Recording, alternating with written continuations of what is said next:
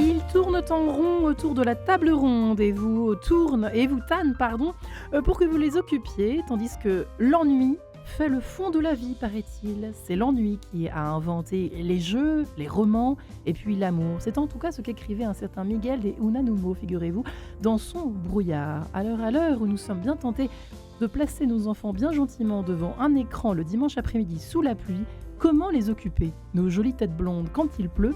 C'est la question du jour dans cette émission En quête de sens sur Radio Notre-Dame et sur RCF, je le répète à nouveau. Nous sommes également très heureux de recevoir nos 3 invités du jour qui sont Valérie de Beignet. Bonjour Valérie. Notre papesse de la culture, de la littérature choisie pour nos enfants. Si votre micro est ouvert, je l'espère. Voilà. Oui. Ah, ça y est, on vous entend bien. Vous êtes critique littéraire pour la jeunesse, informatrice culturelle. Vous avez coécrit cette fameuse bibliothèque idéale aux éditions du Critérion qui date d'il y a quelques années mais qui n'a pas pris une ride. Vous qui sélectionnez en fait le meilleur de la littérature jeunesse, qui proposez vos choix dans différents médias. Justement, vous venez le faire très gentiment régulièrement ici. Sur Radio Notre-Dame et sur RCF. Nous sommes également heureux d'accueillir Sabine de la Moissonnière. Bonjour Sabine. Bonjour, notre Madame Cinéma. Nous allons également ouvrir votre micro, ce sera mieux. Bonjour Cédric. On se réveille, on prend un petit café, ça y est. C'est Sabine de la Moissonnière, professeure de lettres, qui est formatrice en analyse filmique. On peut d'ailleurs mentionner la sortie aujourd'hui de cet ouvrage éduqué par le cinéma, préfacé de Xavier Darcos, n'est-ce pas Madame Sabine de la Moissonnière, aux éditions du Centurion. Donc c'est plus de 500 films présentés. On peut mettre nos enfants les yeux fermés devant ces films. On est bien d'accord, de 7 à 70 ans. Je le confirme. De 5 à 105 ans même. À 105 ans, bah oui, maintenant qu'on vit plus longtemps. On peut le dire sans plaisanter. Aux éditions du Centurion, donc voilà, autant le préciser à nouveau. Et enfin, nous sommes en ligne avec Sophie Rouberti. Bonjour Sophie. Bonjour Marie-Ange. Ravie de vous accueillir. Bah voilà, vous vous connaissez, bah voilà les copines. Passionnée d'art que vous êtes, chère Sophie Rouberti, de la transmission. Vous venez de publier ce magnifique ouvrage qu'on a envie de me piquer autour de cette table. Je vous préviens d'ores et déjà, Sophie Rouberti, je vais essayer de le garder là, tout près de mon micro. Bien précieusement. Pour ma choupette également plus tard, c'est peut-être un peu tôt, vous nous direz. Promenade au musée, voilà, 25 tableaux. On part de 500 films, on va jusqu'à 25 tableaux avec vous pour apprendre à regarder l'art autrement aux éditions MAM. C'est moi qui dis autrement, puisque c'est véritablement déguiser notre regard dont il s'agit avec vous dans ce magnifique ouvrage plein de photos des plus beaux tableaux de l'histoire de l'art. Ça a dû être très difficile de les sélectionner, mais voilà, vous avez fait un choix qui est à applaudir à mon avis des 4 palmes, Sophie Rouberti. Et effectivement, sous la pluie, on oublie que dans les grandes villes, il y a des musées et que les musées sont ouverts pendant qu'il pleut. Sophie Rouberti, une bonne idée en cette période automnale ô combien. Un dimanche après-midi, les musées sont ouverts, bien évidemment. Quand faut-il, à partir de quel âge est-il bon d'emmener ses enfants au musée? Attention, réponse. Sophie Rouberti. Tout petit, vous avez envie d'aller voir une exposition, vous avez votre bébé dans le porte-bébé. D'accord. Vous l'emmenez avec vous. Après, dans la poussette, c'est très bien, à condition que ça ne dure pas des heures. D'accord. Alors, je voudrais quand même préciser quelque chose. La visite au musée n'est pas l'activité que l'on fait quand il pleut, uniquement. Pourquoi? Il ne faudrait pas que ce soit mince, on n'a rien à faire, on s'ennuie, on ne peut pas aller dehors, on ne peut pas aller en forêt et on s'embête, donc on va au musée. Parce que ça risque de laisser aux enfants l'image d'une activité un peu par défaut, tout net, parce qu'il pleut dehors. De toute façon, mais non, vous n'avez pas à être pardonné, ça n'est pas grave. On peut aussi y aller quand il pleut, mais pourquoi pas y aller à d'autres moments, que ce soit une fête et pas uniquement par défaut. C'est vrai que nos parents souvent nos gros-parents nous racontent que quand ils étaient petits, ils étaient barbés très très vite parce qu'on les emmenait au musée de force à 7 ans, etc. Affreux souvenir. Comment éviter ça? Il faut que ce soit une fête. Il faut que ce soit une fête. Moi, je trouve que déjà, il faut y aller en ayant peut-être à l'esprit quelques tableaux, pas beaucoup, qu'on a envie d'aller voir. Alors, on n'a pas la prétention de rentabiliser le billet d'entrée au Louvre. De toute façon, c'est gratuit pour les enfants. Ouais. Mais de rentabiliser le billet en disant on va y passer la journée, rien de tel pour dégoûter les enfants. Et je crois que la première des choses, c'est de ne pas les dégoûter. Donc, on va voir quelques œuvres. On y passe peut-être un quart d'heure ou une demi-heure. Nous, en tant qu'adultes, on dit c'est peut-être dommage, mais pour les enfants, eh bien, on les aura remplis de belles choses. Ouais. Et par la contemplation de quelques heures, eh bien, ils seront très contents. Alors, je suggère, ça n'est pas obligatoire, mais c'est une idée, pour que ce soit une fête, eh bien, après, on va manger une glace en été ou une crêpe en hiver, et ça liera définitivement le musée à un bon souvenir. Voilà, on nourrit les papilles et également les mirettes. C'est bien. Mais pourquoi ne pas s'en priver finalement, Exactement. Voilà, pour que ce soit une bonne chose et de bons souvenirs. Alors, vous m'avez pas donné l'âge quand même. Alors, évidemment, on peut emmener un bébé en porte-bébé ou un enfant en poussette, mais à quel âge est-ce intéressant pour l'enfant? C'est ça que je voulais savoir. Alors, peut-être que toutes nos invités autour de la table ont une idée, mais d'abord, vous, qui avez certainement travaillé la question, Sophie Roberti. Moi, je pense qu'un enfant, à partir de 6 ou 7 ans, va vraiment profiter de sa visite. Okay. Mais je pense qu'il faut faire des lots, on emmène toute la famille, donc les petits profiteront de ce que les grands auront vu. Ils ne verront pas forcément les mêmes choses, ils n'auront pas la même profondeur dans la réflexion, dans ce qui nous est montré, mais très petits, on peut déjà découvrir simplement ce qui nous est montré et s'émerveiller de découvrir, par exemple, la manière dont étaient habillés les personnages à une certaine époque, ou la manière dont ils se tenaient à table, ou tel paysage, et découvrir des choses différentes. Ouais. Et de leur demander ce qu'ils voient, peut-être. C'est ce que vous suggérez pas mal dans votre livre, au fond, sous forme de questions sur des détails, effectivement, parce que les enfants, souvent, demandent beaucoup les détails. Souvent, on est très désarçonnés par ça.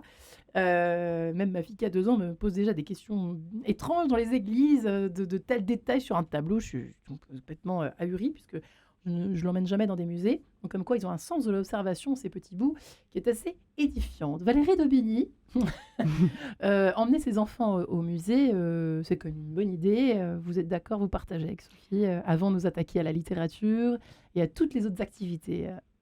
Oui, en entendant la question que vous posiez à Sophie Roberti, j'essayais de me rappeler ces séances familiales.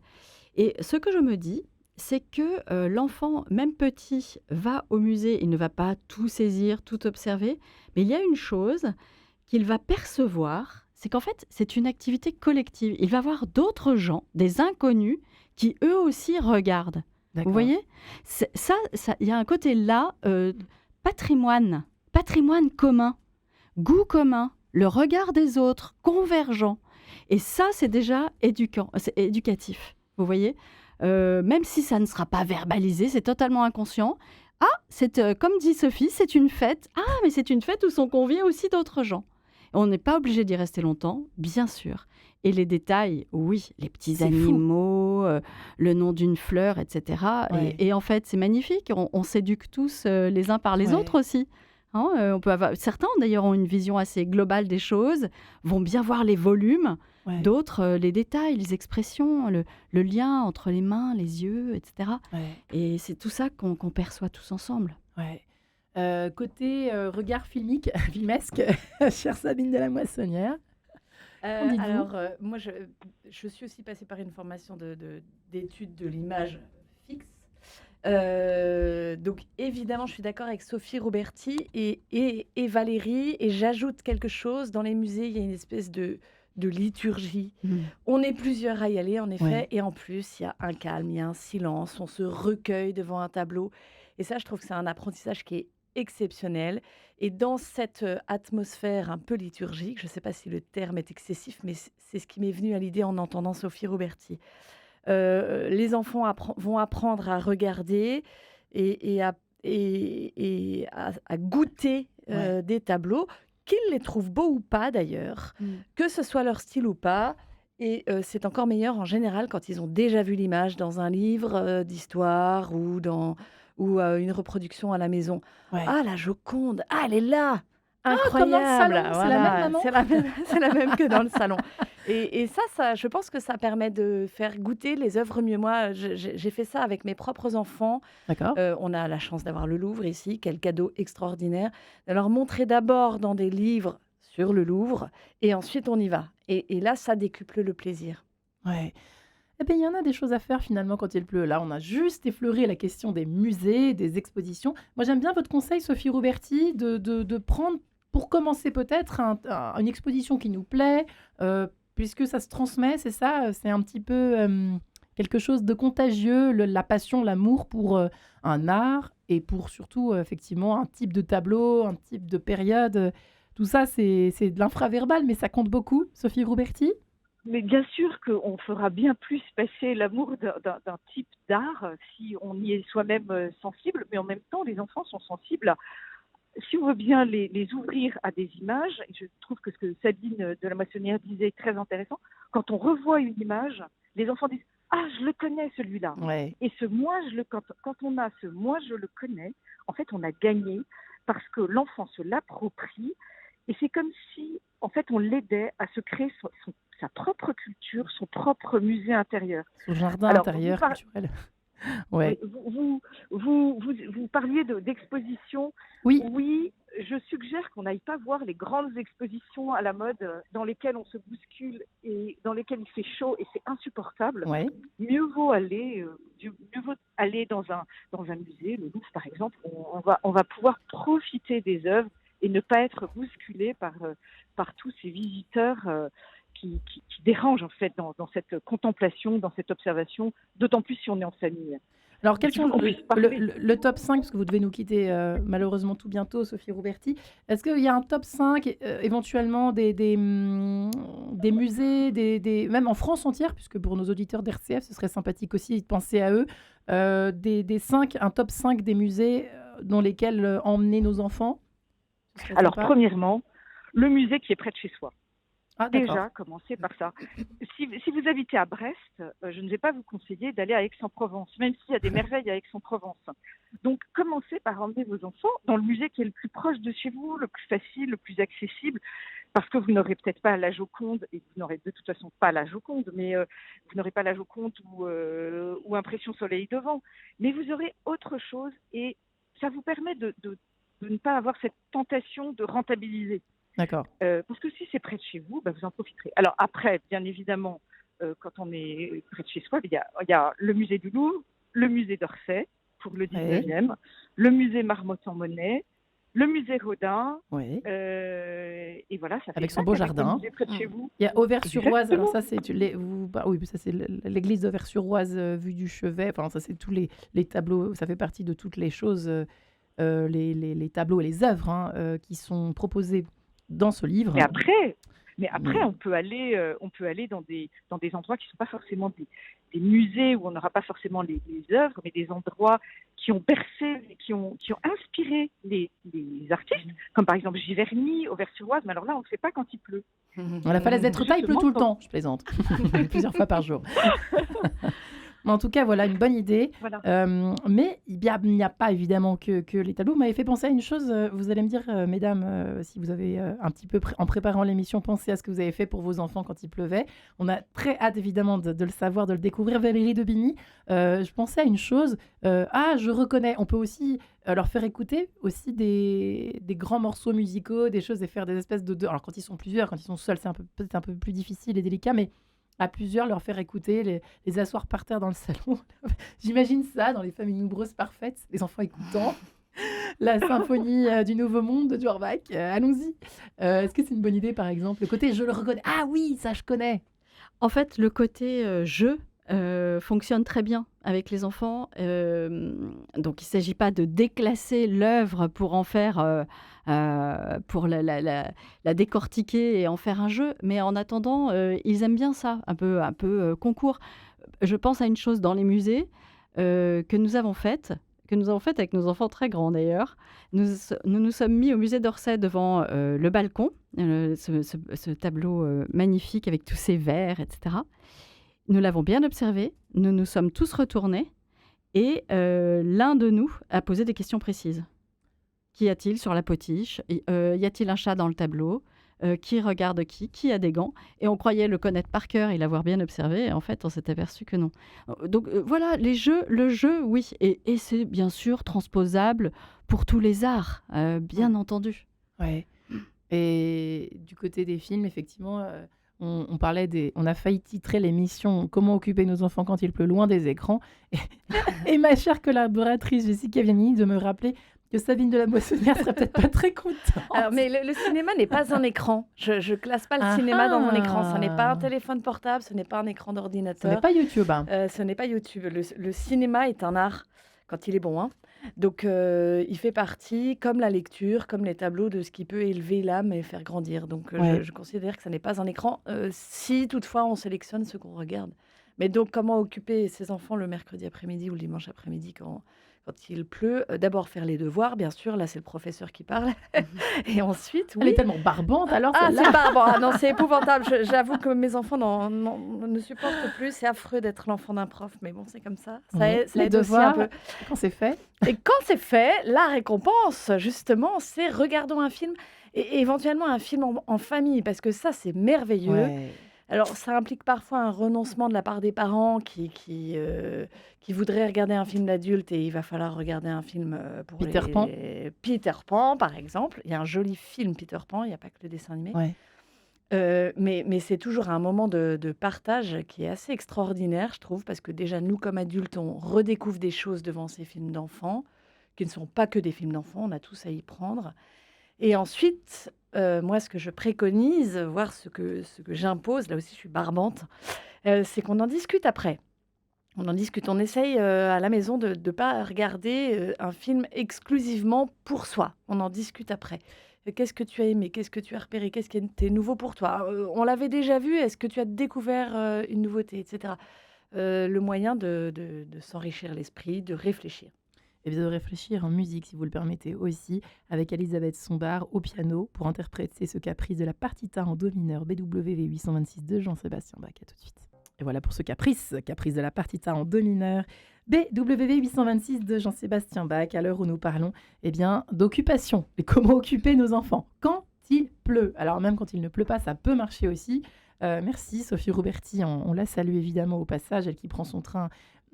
Merci pour votre ouvrage aussi, Promenade de musée. Je le recommande à nos parents, auditeurs, parents, ou grands-parents, ou oncles et tantes, ou parrains-marraines, qui vient de sortir chez MAM. Un magnifique ouvrage que je recommande vraiment chaleureusement, chaudement à tous nos auditeurs, même adultes d'ailleurs. Je suis sûre que je vais apprendre plein de choses en relisant toutes ces interprétations d'œuvres. Quand on va au musée ou quand on est à la maison, c'est toujours sympa d'en savoir un peu plus sur ce qu'on regarde. Voilà. Valérie Daubigny est également ici présente. Sabine de la Moissonnière aussi. Alors, c'est vrai que vous, Valérie Daubigny, vous allez nous dire évidemment qu'il y a un moment, il va falloir sortir des livres. Certainement. En fait, occuper les enfants un après-midi de pluie, cette question m'a trotté dans la tête lorsque vous nous avez donné le sujet. D'abord, je me suis dit, ne pas s'interdire de sortir quand il pleut, premièrement. Premièrement. Pourquoi? Et c'est en lien avec tout ce que nous portons toutes par les œuvres d'art, le cinéma, les livres, etc. Emprunter toutes ces voies de perception. Ouais. Sortir lorsqu'il pleut, c'est entendre, sentir l'eau, des odeurs. Vous voyez? Et tout ça, ça nous ouvre en fait à recevoir ce qu'ensuite tous ces vecteurs culturels peuvent nous donner. Alors, je suis désolée, je vais me faire passer pour la maman. D'ailleurs que je suis impotente et nunuche et nunule en termes de transmission. Donc, le projet, on sort ses enfants sous la pluie, on ne l'a jamais fait. On a écouté Valérie Daubigny qui nous a dit de le faire. On est plein d'enthousiasme et plein d'allant. On prend les cirés, les bottes aigles d'ailleurs qui cartonnent en ce moment, qui s'arrachent dans les rayons. Ça, c'est plutôt une bonne nouvelle. Et qu'est-ce qu'on fait après? Donc, on invite les enfants dès 2 ans, dès 1 an à sentir la pluie, les odeurs et tout ça. On se balade le temps qu'il faut, pas longtemps. On n'est pas non plus là pour revenir comme des chiens mouillés. Mais nous rentrons à la maison et là, nous retrouvons quoi? La sécurité, le confort, la chaleur, la maison. Hop! Et tout le monde est prêt à goûter quelque chose ensemble. Eh bien, nous pouvons effectivement regarder un film, lire. Bon, c'est vrai que pour la lecture à ce moment-là, moi, je la vois tout à fait en petit moment un peu cocon, vous voyez, dans le côté lecture en famille, et on y pense quand on repense aux livres que nous avons aimés quand nous étions enfants. Il y avait ce côté, vous savez, on montre souvent les enfants qui se font une petite tente. On peut se faire une petite tente sous la table de salle à manger. Là, on s'installe et on lit côte à côte. Vous imaginez, c'est un souvenir génial, ça. Il y a beaucoup de petites pistes comme ça qui sont affectives aussi, parce qu'autour du livre, pour les enfants, leur donner le goût de la lecture, c'est leur montrer que c'est un moment chaleureux, c'est un moment profond, c'est un bon moment. Alors moi, j'ai une question personnelle pour vous, Valérie. Oui. Donc, j'ai fait tout ce que vous m'avez dit de faire. Ah, c'est pas le mien. C'est pas un livre, ça, hein, qui est tombé. Avec ma fille, donc il y a 2 ans, pour ceux qui ne le savent pas encore. Et elle a très envie souvent d'arrêter après 2 pages. Qu'est-ce qu'on fait? Il faut poursuivre, il faut forcer d'aller jusqu'au... Qu'est-ce qu'il faut faire quand les enfants sont comme ça un petit peu... 2 ans, elle a envie d'arrêter au bout de 2 pages. Elle veut changer de livre, elle veut changer de livre. Alors Martine. peut-être, Marie-Ange, avez-vous choisi un livre où il y a un peu trop de texte pour elle? Vous voyez, pour 2 ans, il y a des tas d'albums magnifiques avec peu de texte. D'accord. Il suffit de peu de texte, mais qu'il soit avec de jolis mots bien sentis, qu'il ouvre un peu l'imaginaire. Elle va s'appuyer d'abord sur ce qu'elle voit, sur ces images. Attention de pas trop, de doser le texte. Il y a ça. Si c'est son tempérament, si vous avez envie de contenir un peu cela, moi je dirais, on va changer de livre, on en lit encore une page. Voilà. D'accord. Hop, encore une. Pour nos auditeurs, attention à ce que dit Valérie. Je pense que je suis pas la seule. Voilà, non mais c'est du bon sens, hein, c'est ce qu'on fait tous. Hein. Mais oui, je pense que si elle a la tentation de changer, c'est qu'il y a trop de mots qui lui échappent. D'accord. Ouais. Bon, après cette petite consultation personnelle, chers amis. Petit conseil, Sabine de la Moissonnière, effectivement. Moi, vous savez que j'avais un conseil à vous demander. Côté, là, je pense à nos auditeurs. De plus en plus aujourd'hui, on est un peu désemparés parce qu'on n'a plus de télé à la maison, de moins en moins de personnes, vous le savez, ont des télévisions à la maison. Il faut investir dans un lecteur DVD, dans tout un matériel de home cinéma. Je sais, c'est un peu cher home cinéma. Qu'est-ce qu'on fait pour bien regarder un film quand on n'a pas trop de sous à ses enfants, leur montrer de beaux films qu'on dégote pas toujours sur Internet, quoi. Il y a des films payants, etc. Maintenant, on le sait, il y a une banque incroyable en ligne. Quels sont vos conseils? D'abord matériel et ensuite... Alors, d'abord matériel, à titre personnel. Alors, à titre personnel, je défends d'abord le cinéma. Parce que aller au cinéma, alors ça a un coût, hein, donc on n'y va pas toutes les semaines. C'est un coût quand même. Hein, c'est un coût. Alors, moins pour les enfants, mais pour C'est nous un vrai cadeau adultes, maintenant, c'est hein. devenu hors de prix. Ouais. Ou alors, il faut prendre des abonnements, des cartes. Mais le cinéma n'a rien à voir avec le film qu'on regarde dans le salon sur l'écran, même si l'écran est un peu grand. Le cinéma, c'est vraiment une plongée qui est extraordinaire parce que ils ont des moyens techniques. C'est liturgique, là aussi. Là aussi, il y a une liturgie. Là aussi, il y a une liturgie. On D'autres entre dans l'ont une écrit. salle qui n'est pas chez nous. On y est allé, on a pris le métro éventuellement. On entre dans une salle, les lumières s'éteignent. Il y a cette mise en appétit avec les bandes annonces des autres films que personnellement je goûte beaucoup. Sauf parfois on a des mauvaises surprises, mais qui vont mettre des bandes annonces qui ne sont pas du tout appropriées au public, qui vient voir le film qui suit. Et puis il y a cette plongée dans un monde, il y a une magie qui est extraordinaire et qu'on a beaucoup moins, je trouve, à la maison. Mais bon. Néanmoins, on est bien obligé de regarder des films à la maison. Alors oui, on peut avoir ce home cinéma il suffit de projeter parfois sur un mur blanc. On enlève le cadre. Ça coûte assez cher, mais moins cher qu'un home cinéma. Oui, effectivement. Et voilà, et on projette. Ça va plaire à nos auditeurs, ça. Et on remet l'icône de la Sainte Vierge Juste après le film. Hein. Bien sûr, comme Charlie ça, Chaplin, le lieu est béni. Pour ma part, j'ai un lecteur de DVD. D'accord. C'est quand même pas mal d'en avoir un, alors. J'en ai un et j'ai un écran qui est assez grand, qui n'est pas un écran d'ordinateur, qui est un peu plus grand quand même pour que l'image puisse se déployer. Et puis moi, j'ai besoin, c'est aussi un outil, dans la mesure où j'analyse des films, j'ai besoin de passer des DVD, de les regarder, de les remettre, de les arrêter. Donc j'en ai besoin. Mais ça vaut le coup quand même d'avoir un lecteur DVD, donc. Moi, je pense. Moi, j'ai une énorme discothèque à la maison et l'avantage des disques, des DVD qu'on a, c'est que c'est un objet. On n'est pas en ligne, à payer quelque chose en ligne, comme on a le réflexe de le faire aujourd'hui. Je ne regarde jamais de films en ligne. D'accord. Jamais. Mais j'en ai beaucoup. Et puis, j'écume les brocantes, les vides-greniers, où on trouve des merveilles. C'est l'intérêt aussi de s'équiper. Des merveilles. Pour 1 €, vous avez un DVD que vous allez regarder, re-regarder et prêter. Moi, je prête énormément, quitte à ne pas récupérer. C'est vrai qu'on faisait ça jadis, hein, c'est vrai. Mais oui. Et moi, j'aime bien l'objet. C'est comme le livre. Hein. C'est irremplaçable. C'est un objet qu'on pulse, qu'on prête, qu'on prend, qu'on reprend, qu'on repose. Qu'on raye. Non, pas trop. Mais c'est le risque. En tout cas, c'est vrai que c'est pour ça que je voulais vous poser la question aujourd'hui, parce que bien souvent, on est un peu... il faudrait voir ce film, bah oui, mais j'ai pas de lecteur DVD, mais oui, mais je le trouve pas, ou alors j'ai pas envie de payer en ligne pour ne pas l'avoir en fait chez moi. Bien Il y a quelque chose de sûr. cet ordre-là Oui. qui crée une paresse Mais en fait. il faut faire les brocantes, etc. Parce que franchement, on trouve des trésors. Ouais. On trouve des films qui sont anciens, qu'on ne trouve plus dans le commerce. Je cherchais récemment Bruce Tout-Puissant, qui est un film qui est excellent à analyser, qui véhicule beaucoup de valeurs chrétiennes d'ailleurs. Bah, il n'existe plus. Il n'existe plus. Je ne sais pas pourquoi. Et C'est le risque, effectivement, de ouais. trop miser sur la ligne, sur la recherche en ligne, Ouais, effectivement. exactement. Ouais. Et il y a beaucoup de films anciens, des films en noir et blanc, etc. J'imagine que c'est quand même bien agréable de pouvoir le choisir dans sa discothèque. Exactement. Oui, j'ajouterais Valérie. bien quelque chose. Et il faut aussi regarder sa médiathèque. Parce C'est que, vrai. à la fois pour les livres et pour les films, les médiathèques ont parfois tout un fonds de films Absolument. du patrimoine, avec le risque que vous soulignez là tout de suite, Marie-Ange, qui est le même pour les livres. Et ça, c'est quelque chose de nouveau, c'est quelque chose pour moi de très grave. C'est que les médiathèques ont très souvent des politiques d'achat. Donc on achète. Il y a un moment où il faut faire des choix. Donc on enlève aussi. Et cela m'a été confirmé de manière extrêmement récente par une bibliothécaire en qui j'ai tout à fait confiance. Si vous voulez, dans cette politique d'achat dans les médiathèques, parce qu'il y a des crédits, qu'on les utilise et que les éditeurs produisent, eh bien, elle conduit à mettre au grenier, voire à désherber, voire à virer, des petits chefs-d'œuvre que l'on ne retrouvera pas.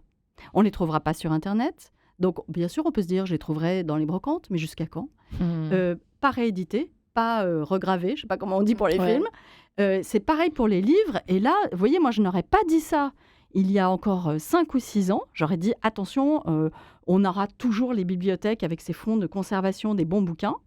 Eh bien, ça n'est pas vrai. Donc, aujourd'hui, les familles, faites-vous des malles au trésor pour les bons films, pour les bons livres, pour tout.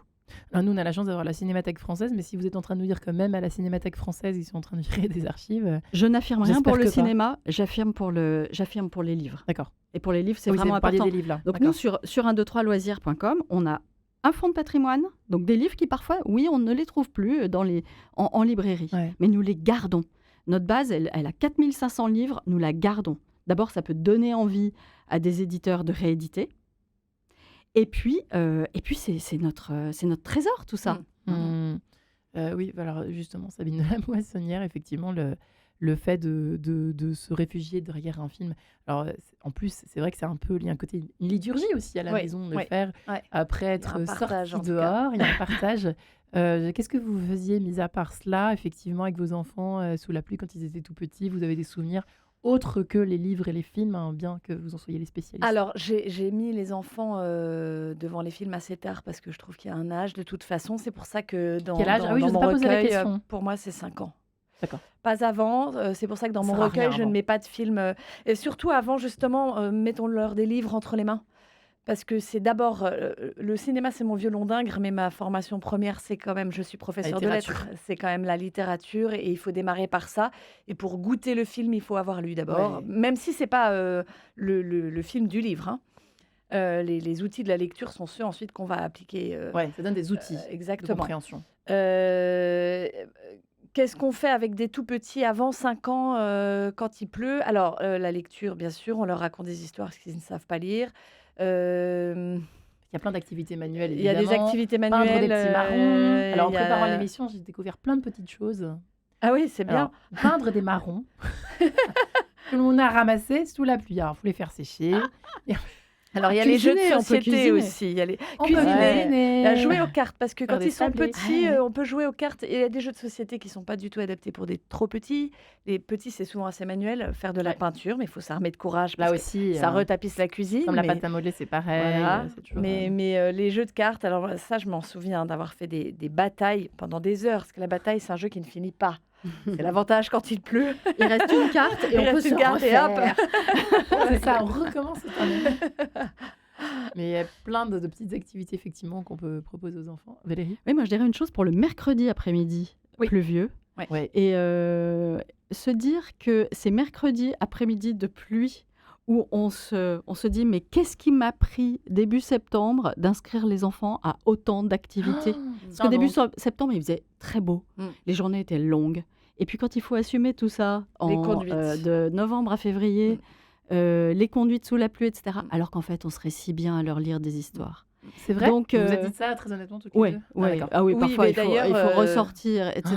Alors qu'on était si bien, qu'on était parti dans un bon film ou dans un bon livre et qu'on avait un bon petit moment de communion. Il faut limiter. Faut limiter les activités. Donc ça, je pense que une activité le mercredi. Il faut se dire, est-ce que je suis capable de tenir tout cela et je me mets au jour le plus piteux, le plus froid, le plus glissant, le plus triste, le plus court de l'hiver, est-ce que je l'assumerais bien ou est-ce que finalement on serait pas bien avec notre petit rythme à la maison? C'est vrai qu'on peut avoir peur aujourd'hui et tout est fait pour nous rendre, c'est vrai qu'on en parle entre jeunes ou vieilles mamans, j'en sais rien, mais nous rendre affolés à l'idée d'avoir tout simplement nos enfants enfermés avec nous quelque part. J'ai l'impression que c'est quelque chose qui est de l'ordre du terrifiant aujourd'hui. C'est vrai que ça donne un peu le vertige parce que aujourd'hui, on a des enfants qui sont très actifs, je pense, plus que peut-être nous ne l'avons été. Et même pour eux, la perspective d'être à la maison tout l'après-midi. Faut pas qu'ils s'ennuient. Voilà. Alors d'ailleurs, ça, c'est une solution. Mercredi après-midi, ennuie-toi un peu, mon fils. Ennuie-toi un peu. Extraordinaire comme activité. Alors, ça fait râler. Et puis, en général, l'ennui vient pas mal coller la maman au basque qui essaye d'écrire un article ou je ne sais quoi. Donc, c'est difficile. Mais va dans ta chambre. Tu as des milliers de jeux. Donc, invente des choses. Et si on les accompagne, souvent, je pense qu'il faut d'ailleurs un peu les aider parce que c'est difficile de savoir s'ennuyer. Apprendre à nos enfants à s'ennuyer. On l'emmène dans sa chambre par la main. Regarde, qu'est-ce que tu as? T'as ton petit train, tu as tes Lego, tes Playmobil, tes livres. Qu'est-ce qui te fait envie? Oh, rien. Et puis, au fur et à mesure, en fin de compte, tiens, allez, on va faire ce petit circuit de train. Et hop, après, c'est parti. Ils se débrouillent tout seuls. Mais je constate quand même qu'il faut beaucoup les accompagner, comme pour la lecture d'ailleurs. L'enfant qui veut lâcher le livre. On parlait des tout petits tout à l'heure. Votre fille de 2 ans qui, au bout de 2 pages, veut changer. Mais à 14 ans, c'est la même chose, croyez-moi. Comment leur laisser les livres sans images à 14 ans. Et moi, je donne un temps. On en reparle dans quelques années. C'est ça. Moi, je leur donne un temps. Je dis, écoute, tu ne peux pas entrer dans un livre avec 10 minutes de lecture. Pose une demi-heure. Tu lis une demi-heure. Si tu veux, à côté de moi, d'ailleurs, parce que moi, je vais lire un peu. Là, viens au salon. On lit ensemble une demi-heure. Et après, tu me dis, d'accord, tu auras une autre activité si tu veux. Et normalement, si le livre est bon, la demi-heure se prolonge. C'est la force de la littérature. Merci, chère Sabine de la Moissonnière. Eh bien, figurez-vous que la pluie fait des claquettes aussi parfois. C'est Claude Nougaro qui l'a chanté. À tout de suite. Merci Claude Nougaro sur Radio Notre-Dame et RCF. Comment occuper nos enfants le dimanche après-midi quand il pleut?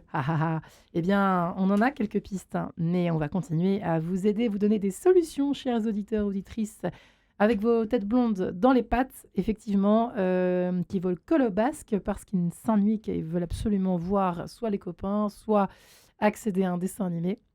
On n'a pas encore parlé de ça, mais Sabine de la Moissonnière est avec nous, Madame Cinéma, elle qui vient de Pondre, éduquée par le cinéma au Centurion. 500 films décryptés, présentés en tout cas, à voir de 5 à 105 ans, Valérie Daubigny. Et sa bibliothèque idéale qui continue de proposer pour 1, 2, 3 familles 1, 2, 3 loisirs. 1, 2, 3 loisirs, pardonnez-moi. Des choix littéraires pour les petits et les plus grands. Enfin, pour les enfants et les ados, c'est ça, hein? Oui, des albums qui ont vraiment beaucoup d'importance jusqu'aux grands adolescents. Donc, en gros, de 0 à 18 ans. 18 ans, voilà. Et Sophie Rouberti, qui nous a présenté sa promenade au musée Schéma, mais effectivement, qui nous invitait, si vous nous rejoignez à l'instant, à nous promener dans le musée près de chez nous ou plus loin, quand on est un peu plus aguerri et motivé. Mais Dieu sait que ça peut être une bonne idée pour occuper un mercredi après-midi sans autre activité, quand on a la chance de pouvoir garder un temps pour rien, comme disait une de mes amies maman. Et le week-end, c'est pareil. Profitons aussi de ces moments pour nous retrouver soit en famille, soit avec nos enfants. Mais c'est vrai que, on en parlait juste avant, c'est quand même un nœud parfois. L'ennui, le rapport à l'ennui des enfants. Valérie et Sabine, c'est quand même... très personnel, subjectif. J'ai l'impression, question de tempérament aussi. Oui, question de tempérament. Il y a des enfants qui savent et qui aiment s'ennuyer parce que pour eux, l'ennui est une source de réflexion, d'imagination. Ils se retranchent dans leur chambre. Il y a aussi un rapport à leur espace privé. Et il y a d'autres enfants qui ont besoin d'être sans cesse en compagnie de la maman ou d'autres amis. Donc, Ouais. c'est vrai que c'est difficile quand on a tous les tempéraments dans une fratrie. Et il faut essayer de trouver ce qui correspond à chacun sans épuiser non plus la maman. Et j'ai eu une idée à l'instant quand on discutait en écoutant Nougaro, parce que nous parlions aussi de lire, bien sûr, de regarder des films et d'écrire. Il y a une activité qui est assez merveilleuse, c'est l'atelier d'écriture. On se met autour de la table de la salle à manger ou de la cuisine et chacun selon son niveau. Alors, il faut savoir écrire, mais normalement, c'est un atelier que tout le monde peut faire. On va proposer une première phrase et puis chacun, à son niveau, écrit un petit texte. La maman comprise, hein. Et ça, c'est assez extraordinaire. Et d'ailleurs, on va découvrir que notre fille de 14 ans est très talentueuse et pourrait bien peut-être être La vôtre, par romancière. exemple. La mienne. J'assume son talent. Enfin, j'assume rien du tout. C'est son talent, mais Ouais. de fait. Ça, je l'ai déjà fait. Je le fais avec mes propres élèves. De prendre une première phrase, par exemple un incipit Ouais. de roman, de Balzac, de Hugo. Et on invente la suite. Et inventer la suite. Et je l'ai fait avec un incipit d'Aragon qui est assez merveilleux. Et c'est extraordinaire de voir la Je crois créativité que c'est des Aurélien. enfants. Ouais. Ah, tu vois Bah oui, pourquoi j'étais forcément. sûre. Parce que Bravo. c'est l'incipit fracassant qui est d'une originalité. La première fois Je me qu'Aurélien souviens. Vibérénis, il la trouva franchement laide. Ouais, c'est ça. Exactement. J'ai eu des textes m'en mais souvenir avant vous. extraordinaires. Alors, j'ai eu des histoires d'amour nécessairement, mais j'ai eu des choses qui sont parties à milieu d'Aragon. Et cette phrase-là ou une autre, en fait, ça développe le sens de l'écriture de l'enfant, son imagination. Et même le petit de 7 ans peut faire quelque chose. Ouais. Et on se les lit ensuite. Et je pense que c'est une bonne activité. Alors ça, résister à la demande, à la supplication des écrans, des YouTube thématisés, sélectionnés par âge, parce qu'on voit de tout sur YouTube évidemment. Maintenant, il y a des choix, une espèce de sélection automatique par âge, etc. Bon, comment on fait, Valérie? Comment on fait avec ça? Écoutez, moi je 2023. pense que si l'on part d'un contexte après-midi de pluie, donc on est en train de se dire mini-confinement, on va se dire C'est ça. ça. Hein, c'est un peu ça l'idée. Je pense que si l'on veut, ce dont nous parlions pendant Nougaro aussi, donner le goût de la lecture, relancer certaines choses, redonner le goût des jouets qu'on pense avoir Ouais. vus déjà 50 fois, etc. C'est l'occasion, et c'est très joyeux aussi pour un parent, de mettre de la fantaisie dans tout ça. On va casser la routine. On va changer un peu l'ordre des choses. Ça peut passer par nous allons nous déguiser. Nous allons inventer quelque chose tous ensemble. Très bien, l'atelier d'écriture, c'est vraiment génial. Nous allons, dans votre chambre, changer l'ordre des choses. Imaginez une grande cabane qui relie vos 2 lits. Vous voyez? Changer quelque chose, mettre de la fantaisie, parce que dans ce nouveau cadre, avec ce... Vous voyez, je fais des gestes, c'est vrai que c'est un peu une inversion. Cela permet de rouvrir les yeux sur l'ordinaire et de soudain le trouver extraordinaire. Et soudain se dire, mais en effet, là, on a un endroit extra pour se raconter des histoires. Ou, vous voyez, je pense que ça, c'est l'occasion. Et ça fait des souvenirs familiaux. C'est ça le ciment d'une famille. Hein. Ce sont ces Qui moments-là. se perd, chers Ouais. amis, non? Un J'en peu. sais rien. À nous de les cultiver. À nous et les cultiver. Chacun part avec son petit bagage dans les familles. Voilà, on se quitte. On repart avec les films, peut-être même les films du dimanche soir, que nous avons regardés tous ensemble. On s'envoie des petites répliques de temps en temps qui sont restées. Qui ont leur film Des cuit. visiteurs, Ouais. je sais pas quoi. Vous voyez, c'est ça le ciment tout bête d'une famille. Alors, je vais faire ma casse-pied, je suis désolée, mais je suis un Allez-y. peu là pour ça. Et Ouais. quand il y en a plusieurs qui veulent faire des choses différentes, ça, c'est Ouais. vraiment pas simple. Ça m'a été Mhm. présenté Ah, par oui. une copine avant de... Mhm. en préparant l'émission. Bah oui, non, je pense qu'en effet, là, on est en train d'évoquer des moments qui mettent tout le monde en scène en même temps. Il faut avoir un sacré charisme en tant que Très parent, bien. hein. Mais ça n'est pas on n'a pas une obligation de résultat là-dessus. L'obligation de résultat, c'est que chacun soit bien. Et que chacun Hein. s'occupe. Voilà, vous voyez. Donc, sincèrement, l'activité collective n'est absolument pas une fin en soi. Je pense qu'en effet, respectons les tempéraments, mais si l'on veut en profiter pour faire une petite sauce, c'est l'occasion. On peut aussi dire aux grands de s'occuper des petits, sans être en retrait soi-même, on reste dans l'activité. Mais tiens, toi qui as 14 ans, si tu menais l'activité cet après-midi, est-ce que tu as une idée? Ça responsabilise un peu. Et puis, on peut aussi dire, écoute, la prochaine fois, c'est toi, la grande, qui décide de ce qu'on fera. Surtout si on est fatigué, Marie-Ange. Je parle pas de moi. Mais le mercredi, les mamans sont fatiguées. Il faut bien le reconnaître quand même. Si on est fatigué, les filles. Parce qu'en fait, nous ne sommes pas des parents surpuissants, tout-puissants. Ah bon, Valérie? Non. Quelle déception, Valérie. Moi, je longtemps inviterai plus. Longtemps cru. On a envie tous de l'être, en tout cas. Mais ça leur fait tellement de bien de voir que, ah oui, maman, là, elle perd un peu les pédales. Et là, on va prendre les choses en main. Et là, soudain, on les a fait grandir. J'aimerais bien avoir un enfant comme ça. Non, à 2 ans, non, ça viendra plus tard. Mais c'est inquiétant d'ailleurs. Il y a une autre chose sur. Valérie m'a donné une idée là, avec cette idée de changer un peu les lieux aussi. Moi, ce qui m'est arrivé de faire, c'est un rangement, mais pas un rangement au sens rébarbatif. Allez, c'est l'occasion, tu ranges ta chambre.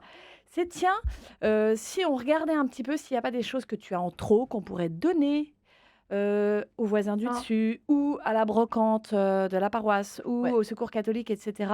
Et là, ça ouvre les cœurs. Je trouve que c'est une activité qu'on fait ensemble, parce que... Surtout qu'à l'automne, c'est avant Noël. Exactement. C'est dans la démarche de l'Avent. Exactement. Et en plus, c'est très utile, parce que de fait, ça fait un peu d'espace dans la chambre de l'enfant. C'est juste... ça lui fait prendre conscience. Je viens de la voir. Pour ce week-end. Je suis lumineuse là aujourd'hui, grâce à Valérie. Ça fait prendre conscience aussi à l'enfant à quel point il est gâté. Tu as vu tous les Playmobil que tu as. Peut-être tu pourrais donner un petit peu de Playmobil, etc. Et puis il voit aussi qu'il a grandi. Tiens, je joue plus du tout avec mon aquarellum. Bon, et ben on donne. On ne jette pas, on donne, ça fera plaisir à un autre enfant. Ça, c'est une activité qui est intéressante. On invite aussi quand on n'a qu'un seul enfant, alors ça c'est plus pour les familles, ou même quand il y en a plusieurs, ça peut jouer aussi, peut-être contacter les amis qui sont dans le coin pour se rassembler et faire des jeux. Donc dans une des maisons, dans un des appartements, à plusieurs, c'est peut-être une bonne idée aussi. Si ça c'est une vraie ressource. Quand on a la chance d'avoir des voisins des mêmes âges, c'est pas plus de boulot, c'est moins de boulot pour les parents. En plus, c'est moins de boulot, c'est plus de bruit pour l'immeuble, mais tant pis. Le mercredi après-midi, les voisins sont parfois un peu plus indulgents. Ils savent que les enfants sont à la maison, surtout s'il pleut. Et de fait, aller inviter le petit voisin à goûter et pourquoi pas à faire un gâteau ensemble et puis ensuite à jouer. Ou à jouer au Playmobil ensemble, ça peut jouer, ça peut marcher. Exactement, au Playmobil, pas à la PlayStation. On retrouve beaucoup de charme à ces vieux Playmobil. Parce que justement, on les voit avec le regard, avec le regard du petit voisin. C'est juste. Vous voyez, comme quoi, il y en a des idées entre eux. Effectivement, le côté cuisine, j'y pensais pas trop. Parce que là, ça implique vraiment... C'est quand même toute une organisation. Parce que nous, c'était la pâte à sel à l'époque. La pâte à sel, moi, j'ai fait de la pâte à sel. On la cuisait, puis après, on peignait. On la cuisait, on peignait, je me souviens. Et moi, je mangeais, je me souviens, avant de peindre. La pâte à sel, bien sûr. Je la mangeais. C'était dégoûtant, mais on la goûtait. Et je me souviens qu'on la goûtait et c'était parce que c'était la folie des Barbie à notre époque aussi. Et on faisait des mini pains au chocolat, des mini croissants, des mini baguettes pour les Barbie. Je me souviens qu'on les croquait parce qu'on les faisait trop cuire. La pâte à sel. La pâte à sel, ça pas de vertu. Je sais pas pourquoi on fait plus ça. C'est marrant, c'est plus à la mode, j'ai l'impression. C'est plus très tendance. Même la pâte à modeler, plus tellement. À part à l'école, pour le coup. Qui tombait sur la moquette et après c'était fichu pour la moquette. Le slime, c'est quoi le slime, Cédric? Ah, c'est dégoûtant. C'est un truc élastique, c'est pas un jeu en fait. On peut pas. Cédric, tu oublies derrière cette vitre. Notre réalisateur, on aime beaucoup, mais non, il y a des enfants aussi. C'est dégoûtant le slime, ça j'en veux pas. Bon, hors sujet, zéro Cédric. T'as une autre idée? Non. Bon, écoute l'émission. Mais c'est vrai que c'est amusant parce que je reviens à ce que je disais au début, le côté chanson sous la pluie. Figurez-vous qu'en préparant l'émission, je me suis rendu compte que les bottes aigles sont dévalisées. Elles s'arrachent. Effectivement, donc c'est peut-être le signe la mode ou parce qu'il va pleuvoir beaucoup cet hiver? Mais parce que elles se promènent beaucoup plus sous la pluie, ce qui est quand même une bonne idée. Parce que c'est vrai qu'il y a aussi beaucoup de vertus à rapporter, on n'en a pas beaucoup parlé, mais rapporter des choses que l'on ramasse. Alors sous la pluie, ça ne pas si... Et puis en ville, c'est moins pratique. Le marron qui était dans la rigole... Moyen. Il y a toute la période de séchage, quoi. Voilà, c'est ça. Ça, c'est plutôt le dimanche après-midi quand il fait beau. Oui. et qu'on les peint quand il pleut. Ouais, on les ça, c'est garde. sympa. Ah, bah, Ou les attendez, belles c'est pas feuilles mal, ça. mortes de toutes les couleurs et on peut faire Un un herbier. N'empêche que ça marche tout le temps, ça. Ouais, ça marche. Les Et enfants c'est sont beau. souvent ravis. Ouais, Et c'est beau et il n'y a pas vraiment d'âge en réalité, puisque même les enfants qui font du scoutisme un peu plus âgés, ils font des herbiers, ils font des vrais livres avec Ouais. les plantes, etc., qui nomment. Donc pourquoi pas On peut l'herbier, faire des ouais. choses créatives. Faire en des fait, choses il y a- très on belles. a C'est vrai quand même qu'on a beaucoup de des- ressources. On Ouais, a- ouais. on a En fait, on énormément de s'aperçoit autour de ressources cette table aujourd'hui qu'on peut pour faire faire des finalement, choses avec des ouais, feuilles, ouais. avec des tas de trucs. Ouais. Mais pour en revenir au livre, peut-être, le livre partagé, Oui. on en parlait aussi. C'est quoi le livre partagé? Écoutez le livre lu. Hein, écoutez le livre lu. Ça se trouve est là, où, ça? Ça se trouve sur Internet alors ou là, pas? ça se trouve énormément dans les bibliothèques, médiathèques, Ah, c'est vrai. qui sont lus par de belles voix. Ouais. Des acteurs, des oui, comédiens, c'est ça. en Ah, général. si je peux me Beaucoup de permettre, il y a livres, aussi ouais. quelques podcasts qui traînent sur Oui, bien Deezer et sûr. Spotify. Je Bien suis sûr. tombée sur pas Gérard. Si, c'est Gérard. Si Philippe. Gérard ouais. Philippe a fait Philippe les livres Thierry Leloup. enregistrés. Ouais. Voilà. Ah, Alors, il est excellent. Il est excellent. Ah ouais, il est excellent. Moi, je l'ai en cassette. Mm. Oh là là, Je la garde. Il me reste un magnéto qui fonctionne.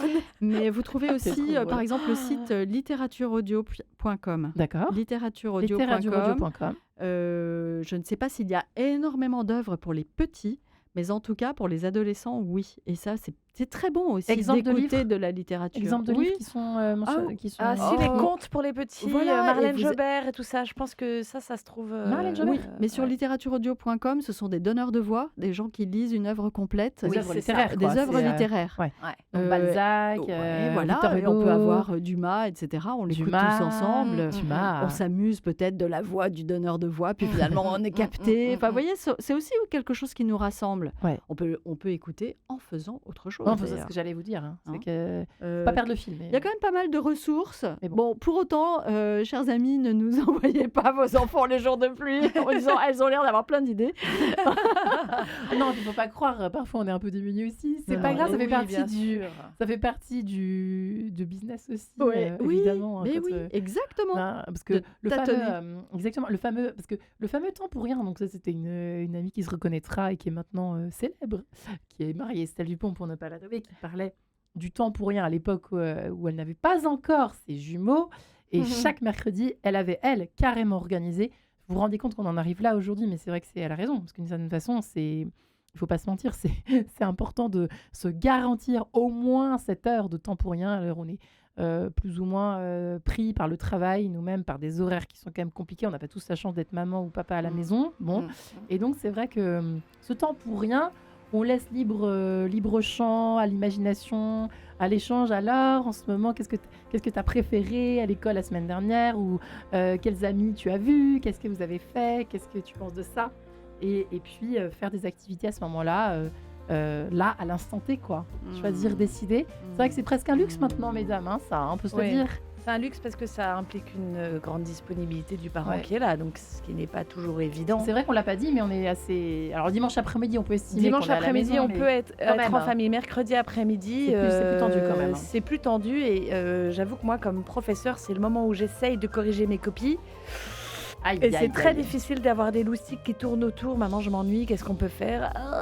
Vous êtes une vraie Je suis dans multitâche, je les- crois, non? Alors, c'est difficile. Hein. En fait, depuis cette année, j'ai enfin compris qu'il fallait que Vous je isolez un m'occupe peu, hein. d'abord de mes enfants le mercredi après-midi et quand ils sont lancés dans quelque chose, je Là, on m'isole s'attaque et aux je corrige copies. mes copies. Bonne parce ou que mauvaise, je- les notes sont meilleures. Mais disons que si ça tourne autour de moi et que je corrige avec des enfants qui braillent autour, Eh bien, les notes merci. vont être très mauvaises. Ah bah voilà, qui a dit ça, Sabine la Moissonnière et Valérie Dominique. Merci les filles, merci, à bientôt. Et bon courage à tous les parents qui nous écoutent. Non, bon dimanche après-midi sous la pluie plutôt, n'est-ce pas?